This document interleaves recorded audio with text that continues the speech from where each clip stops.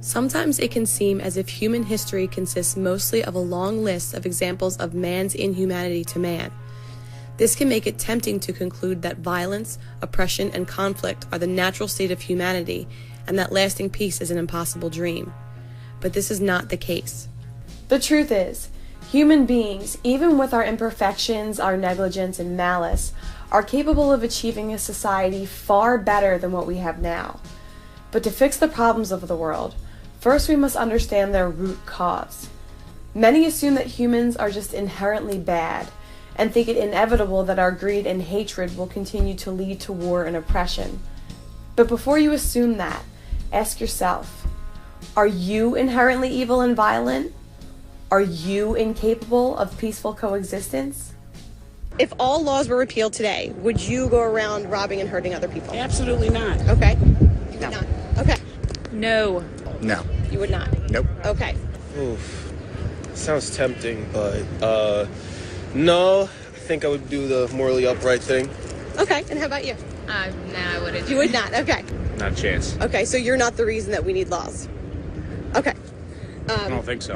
You don't think so? And how about you? No. That's no. Okay. All right. It's just not moral. If the vast majority of individuals answer this way, just who or what is causing all the misery and conflict? And why do the good, peaceful people allow it to happen? Of course, malicious individuals can and do inflict harm on others. But war, oppression, and large-scale conflict are the result of something else, are merely symptoms of one underlying disease. Not greed, not hatred, and not simply the nature of man.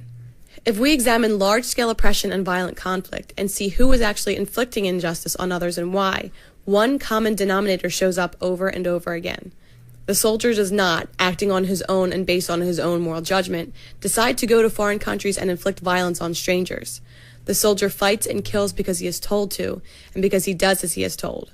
The government enforcer who imposes the will of the ruling class upon the people does not do so because he personally decided, based on his own conscience, that such actions would be wise or moral. The police officer does what he does because he is told to, and because he does as he is told. All the tax collectors and other government busybodies who interfere in people's lives, hinder production and trade, and steal value from the people who create it, would never do such things on their own. They do what they do because they were told to, and because they do as they are told. Throughout history, the vast majority of those who have inflicted injustice and oppression on society were not acting out of personal malice or hatred. They were merely following orders. But if you told someone to rob or assault your neighbor, no one would listen to you. So how does a situation develop in which so many otherwise decent people will do the bidding of a handful of tyrants? So how do you think the famous tyrants in history managed to get millions of people to follow them? How do you think that happened? One person, millions of people doing whatever they say. Probably like money and charisma.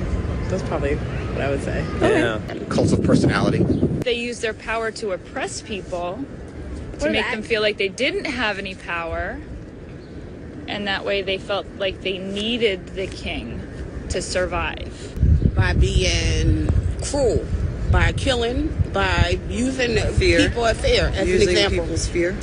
Fear. Fear. Having an army or something, yeah. I'm not sure, actually. Probably through fear, Okay. maybe.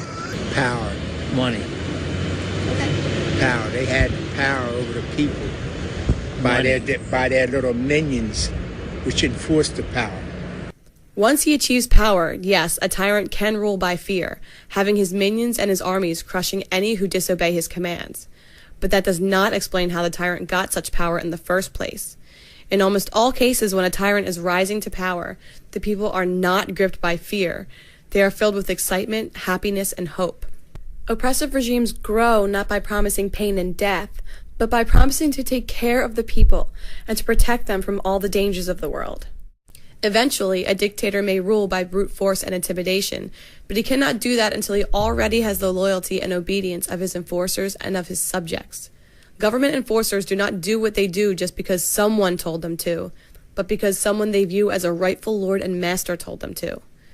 The psychology experiments of Dr. Stanley Milgram show all too clearly that most people will do things they instinctively know to be wrong, including hurting complete strangers, if they are told to do so by someone they view as authority. Ironically, it is often people's distrust of their fellow man and the desire to have some powerful entity that can protect and defend the innocent that ends up tricking good people into condoning and funding the very institutions responsible for most of the violence and conflict in the world. Most injustice is not the result of individual malice or greed or hatred, but is the result of normal people obeying the commands of a perceived authority.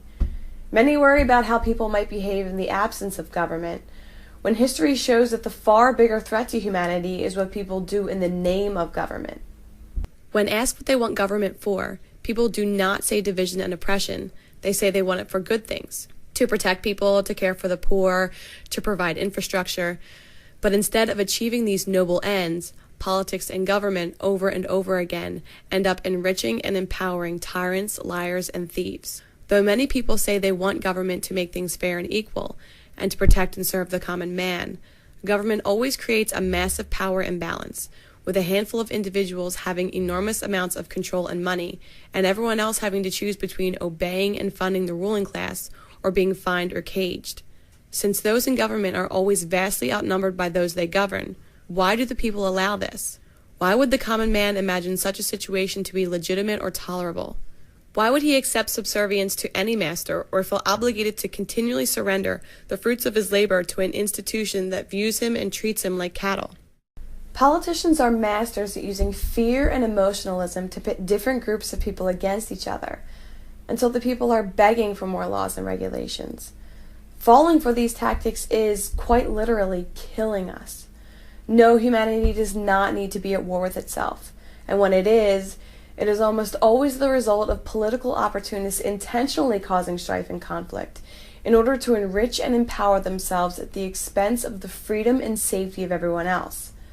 Those in power, often by way of the mainstream media, tell us what we should care about, what we should worry about, and what we should fear, and the proposed solution is always more government power and control. By dividing people into different camps, such as Democrat and Republican, the people can be tricked into being perpetually angry at each other, while politicians on both sides benefit. Between the ongoing vitriol and divisiveness, many people don't notice how much the politicians agree on. They all agree that they should take your money and control your life. The politicians talk as if they represent and serve their constituents, but when it comes down to it, everyone knows what happens if he refuses to pay taxes or disobeys any of the politicians' laws. Beneath the rhetoric, the situation is still one of rulers and subjects, masters and slaves. There would be no reason for free, prosperous people living in harmony with each other to want to be ruled, which is why those who crave power always emphasize, exaggerate, or create problems and conflicts to pit people against each other and scare them into believing that they need a master, that they need controllers and rulers to protect them from reality. I want every man, woman, and child to understand how close we are to chaos. I want everyone to remember why they need us. Tyranny does not come about through power-happy people confessing malicious intentions. It comes about through power-happy people feigning good intentions, thereby winning the loyalty and subservience of good people who then view the power-happy people as authority and government. In this way, freedom is whittled away piece by piece, always under the guise of serving the people, until nearly every industry and every activity is monitored, taxed, regulated, and restricted in the name of law, making the people unable to provide for themselves, unable to be independent and self-sufficient, unable to freely trade and cooperate with each other however they see fit. The primary problem with society is not that man is inherently evil, but that so many are willing to tolerate, advocate, or commit violent aggression when it is done in the name of government and law. When those committing injustice have an aura of authority, even most good people will comply and obey. When oppression is legalized, the proud law-abiding taxpayers will not only tolerate it, they will fund it, condone it, and vote for it. And while it may be easy to recognize the evils committed by tyrants and their hired guns, too many people fail to realize that tyrants only have power, only have wealth, only have influence because the people give it to them. A regime that no one viewed as legitimate, no one paid for or obeyed, would not exist. Where people do not look to an authority, do not recognize an authority. There is none. So if you want to know the source of most conflict and violence in the world, you might begin by looking in the mirror and asking yourself, which acts of aggression against your neighbors, which examples of man's inhumanity to man have you paid for, cooperated with, condoned, and voted for?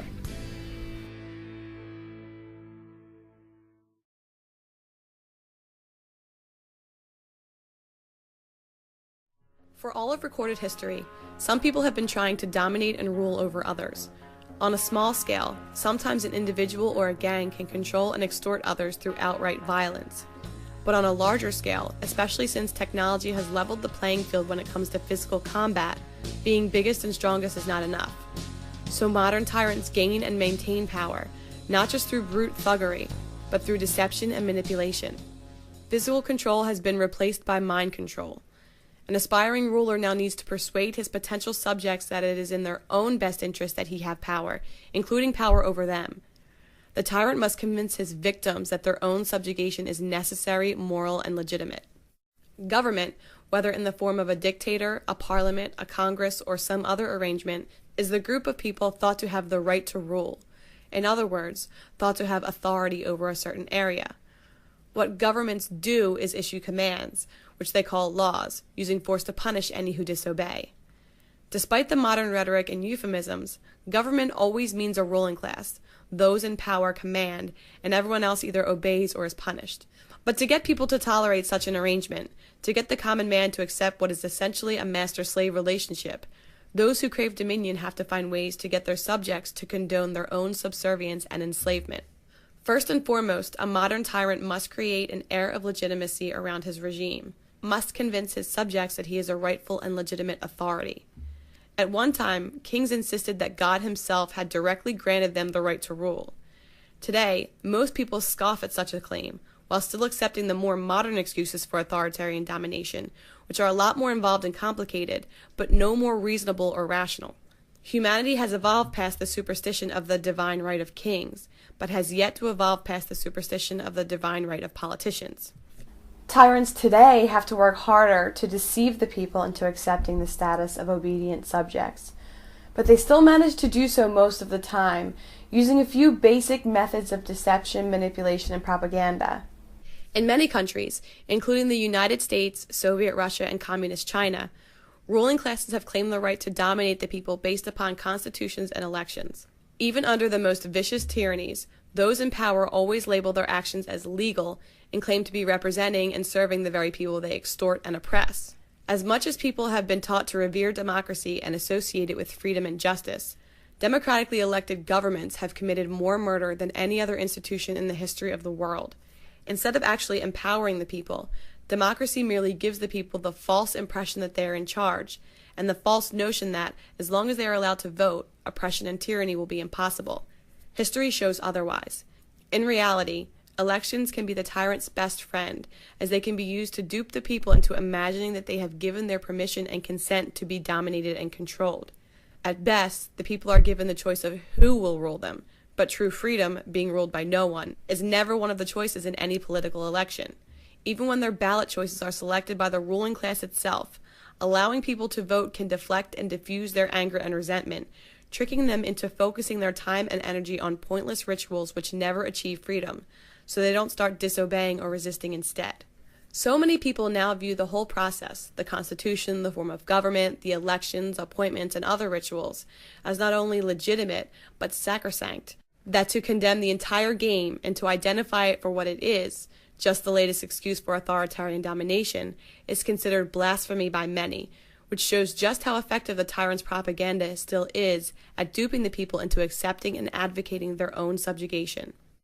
But simply making a ruling class appear legitimate is not enough. For a regime to grow, each grab for power and each corresponding decrease in individual freedom must be done in the name of good intentions and noble motives. The most effective means of convincing people to give up their freedom and their money to a master is to convince them that if they don't, horrible things will happen, which is why nearly all of politics is based on fear-mongering. A tyrant does not obtain power by making the people afraid of him, but by making people afraid of each other. Even the most vicious tyrannies grew by railing against other threats and injustices, whether real or imagined, and by convincing the people that only by giving government huge amounts of money and power could imminent catastrophe be avoided. And those who seek power not only exploit and exaggerate real problems, but often terrorize the people with make-believe dangers, or intentionally cause problems themselves, just to have an excuse to increase their own power. One very old technique for doing this is known as a false flag operation, where a regime perpetrates acts of unjust violence while making it look as if they were done by some foreign enemy. Once the hatred and fear of the people has been stirred up, they almost always eagerly support the authoritarian agenda of those in power. A prime example can be seen in the recently declassified Operation Northwoods documents, which show that top officials and the U.S. military plan to stage fake terrorist attacks in Cuba and on U.S. soil, and blame them on the communist regime of Fidel Castro in order to garner public support for a military invasion of Cuba. The basic tactic is not new and has been effectively used for centuries by the authoritarian empires all over the world, and it would be extremely naive to think that such tactics are not still being used today. And there are many other methods governments can use to create a problem and then use that problem as an excuse to demand more money and power for itself in the name of fighting against the very problem it created in the first place. This can be done by engineering an economic collapse, by causing poverty to justify the creation of a welfare state, by creating black markets which lead to increased crime to justify a militarization of the police force, by fueling racial or religious conflicts, and so on. Whatever those in power can do to train the people to be scared of the idea of not having a powerful government around will almost always result in the people welcoming or even demanding violations of their own rights and liberties. Of course, there will always be conflict in the world, but government only exacerbates and enhances disputes and problems intentionally, because if the people are not afraid of some threat or danger, real or imagined, they would never have a reason to accept a master over them. Government power does not serve to solve problems. Problems serve as the excuse to create never-ending government power. How many problems can you think of that government has ever fixed? Did the countless laws and billions of dollars end the drug trade? Did it end prostitution? Did it end terrorism? Did it end poverty? When has there been any government program or department which achieved its goal, solved a problem, and was therefore disbanded and repealed? It is never in government's interest to solve problems or eliminate threats, because it is always the fear caused by problems and threats which trick the people into tolerating the existence of a ruling class. Another ploy used to convince people to support tyranny is for politicians to seek votes from one group of people by promising to tax or control some other group. Those who seek power intentionally create divisions between rich and poor, black and white, men and women, different religions and cultures, and so on, telling each group that if only they elect the right candidates, their priorities and values can be enacted into law and imposed upon the rest of society. Politicians are masters at exploiting the fact that few can resist the temptation to have their views and beliefs forced onto everyone else. On every possible disagreement or difference in opinion, politicians will offer to use the force of government to legalize one viewpoint and outlaw another. Some voters will cheer for a tax to help the poor, while others will cheer for a tax to fund a police force. The politicians propose one new program or agenda after another, each requiring more money and power for the ruling class and less freedom for the people. If someone thinks that he knows how things should be, some politician will always be there promising that if he is elected, he will make that vision a reality. As long as people view law and government as a legitimate way to control others, why wouldn't each person try to use the democratic process to force his neighbors to behave in certain ways and to fund certain things? Nearly everyone falls into this trap when it is called democracy, and painted not only as moral but noble, as participating in the process and doing one's civic duty. The end result of politics is never the perfect society, or even the people getting what they want. The end result is groups of people constantly being played against each other, each side of every dispute asking government to forcibly rob and control the other side, with the only real winners being the political class. Over and over again, the people have ended up enthusiastically advocating their own enslavement, simply because it is so tempting for each person to believe that the world would be what it should be if only authoritarian power was used to serve what he wants and what he believes in. As long as the battle is over whose ideas should be forced on everyone else, freedom and justice always suffer. If the other deceptions fail, the fallback argument of those who seek power is that someone has to be in charge, that there will always be someone at the top, and that the only real question is who it should be. When the people accept this lie and assume that government is just an unavoidable fact of life, they will always end up legitimizing a system of domination by petitioning and voting, instead of actually trying to achieve freedom or even knowing what real freedom would look like. Democracy often devolves from being a question of what people actually want and support to an argument over which political party is less corrupt and destructive than the others. As much as people may lament negative campaigning and mudslinging, it works, precisely because those who crave power really have no positive vision to offer, so their only recourse is to paint the other politicians as being even worse. Many people view their vote not as some empowering positive thing, but as an act of self-defense in an attempt to keep the even worse crook out of power. Whoever you last voted for, did you fully trust and support them, or did you just distrust them less than the other person? Distrusted less. Okay. Definitely. Distrusted them less than the other person. I think I mostly trusted him. Mostly. You mostly trusted him? Not all the way, but like by a large amount more than the other one. Distrusted them less than the other person. I guess distrust more than the other, but I think I mistrusted him less than the other person. I agree. I voted against somebody to vote for the one I voted for. Yes. Okay. Not voted for him. I voted against the other person. I guess it was more like a lesser of two evils Okay. sort of deal for me.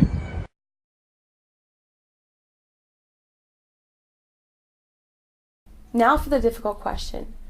Have any of these methods of manipulation and deception worked on you? Have you accepted the idea that constitutions, elections, and other political rituals gave someone else the right to rule you? Do you view violent aggression as legitimate and righteous when it's called law enforcement?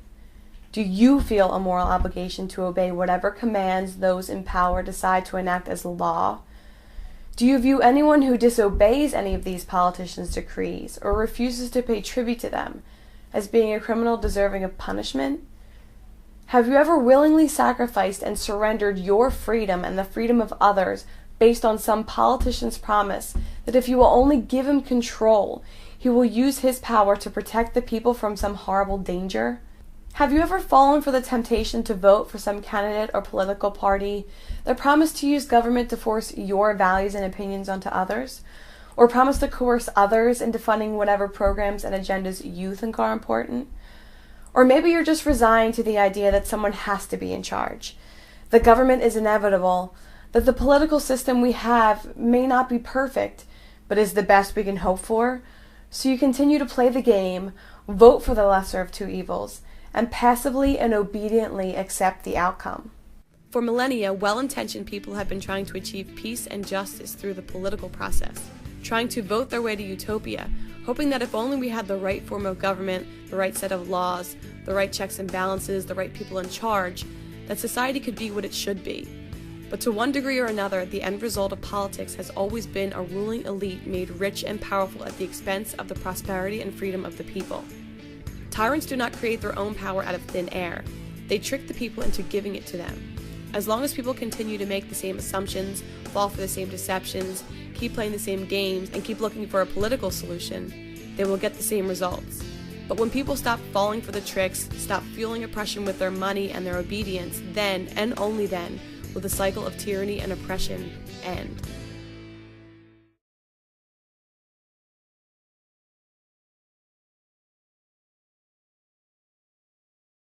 Taxes are the price we pay for a civilized society.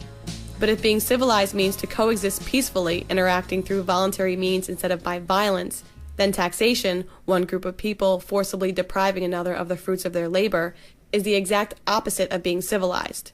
To steal the money that someone has earned through voluntary means is to steal that person's productivity, his time and his effort, to steal a part of his life. And to steal a part of someone's life is called slavery. Taxes are often characterized as the people simply paying for the services they receive from government, but this is a gross mischaracterization. Imagine getting a bill from a private business for services you never asked for and may not even have wanted. And imagine that if you don't pay whatever price the business decides, they will wipe out your bank account, seize your assets, and possibly put you in a cage. In any context other than government, such behavior would of course be seen as immoral, unjust, and criminal. And yet we're told that when government does the same thing, it is legitimate, moral, and necessary for society. There are two sides to the immorality of taxation. First, it deprives the productive people of a large part of the wealth they produce, stealing their buying power, reducing their ability to provide for themselves and their families, and making them less able to support the things they care about. Second, it forces people to fund and support things which go against their wishes, that conflict with their own values and priorities, and that are contrary to their own interests. Government does not produce any wealth. Everything it spends, it must first take from the productive people, whether through open taxation or the hidden tax known as inflation. As a result, it is always the productive, law-abiding taxpayers who foot the bill for tyranny.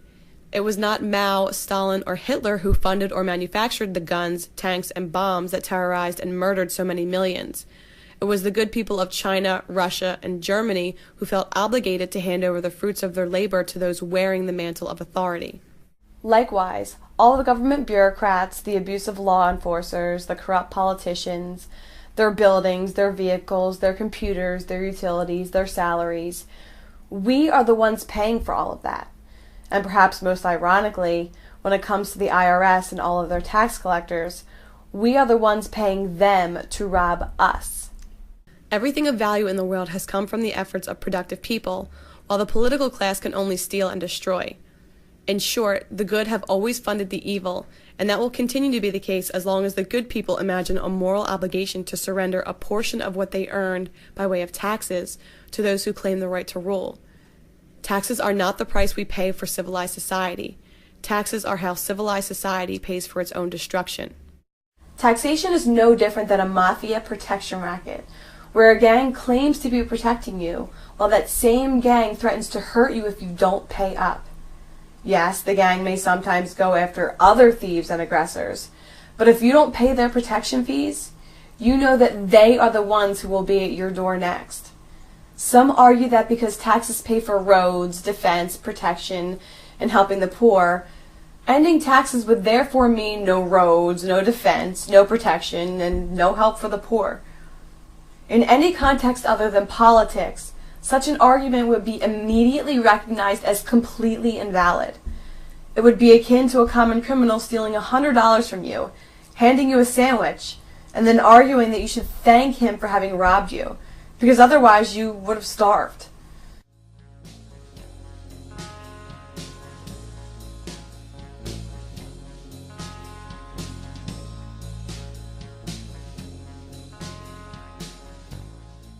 Would you like it if you could choose for yourself which government programs, if any, you were going to pay for? Yes. Yeah. Say yes, definitely.